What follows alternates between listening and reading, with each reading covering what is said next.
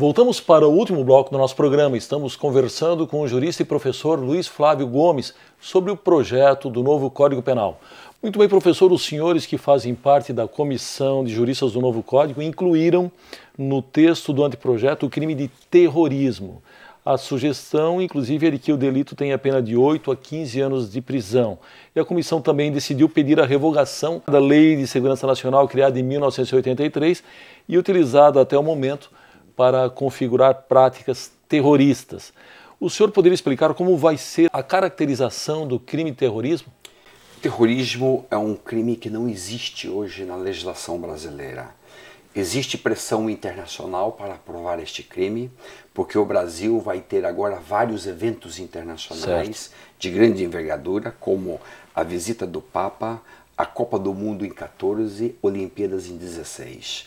Portanto, é uma pressão internacional. Tem que tipificar o delito, porque ninguém está isento de que algum terrorista pratique atos de terrorismo. Foi isso que foi feito e aí perdeu completamente o sentido a antiga Lei de Segurança Nacional. Muito bem, o presidente da Associação de Magistrados Brasileiros, o Nelson Calandra, ele afirmou que um dos problemas do texto atual do Código Penal é a sua ênfase patrimonialista em detrimento da defesa da vida. Por exemplo, o crime de homicídio tem a pena mínima de 6 anos, enquanto o roubo qualificado 5 anos e 4 meses. A proposta do novo Código Penal corrige essa distorção? Corrige. Nós diminuímos a pena do roubo, de fato estava muito próxima do homicídio. Também diminuímos a pena do furto. São crimes patrimonialistas que tem que deixar mais por conta da própria vítima, se quer ou não quer. Quando tem violência, aí sim, então não fica por conta da vítima e o Estado então processa o réu. De qualquer maneira, o problema do código nosso é grave porque ele está desatualizado, mas o maior problema é a ineficiência absoluta da capacidade investigativa da polícia brasileira, que está sucateada. Os governos sucatearam as polícias e elas então hoje não têm capacidade material, estrutural, nem tecnológica, informática para fazer investigações precisas. A Polícia Federal é uma exceção, mas ela é pequena e só apura alguns delitos. Muito bem, no caso dos crimes de trânsito, foi criado um dispositivo jurídico chamado culpa temerária, que atingiria motoristas alcoolizados causadores de acidentes com vítimas fatais. Como é que fica essa proposta, professor? Essa proposta é uma das mais importantes da reforma do Código, porque hoje um crime no trânsito é de 2 a 4 anos. Para um bêbado que mata no trânsito, de 2 a 4 é muito pouco. Então o que estão fazendo as autoridades? Forçam a barra para transformar isso num dolo, num crime doloso, dolo eventual, que na verdade não é. E aí fica a discussão, a polêmica, foi dolo, não foi dolo, foi dolo, não foi dolo. Se existisse uma figura no meio entre culpa normal e o dolo, é a culpa grave, culpa temerária, culpa grave, de 4 a 8 anos. Com esta figura intermediária, é o sujeito que mata bêbado, mata no racha, aí está resolvido o problema. Falta este crime no nosso ordenamento jurídico. Muito bem, a redução da maioridade penal ficou de fora das propostas de alteração do novo Código.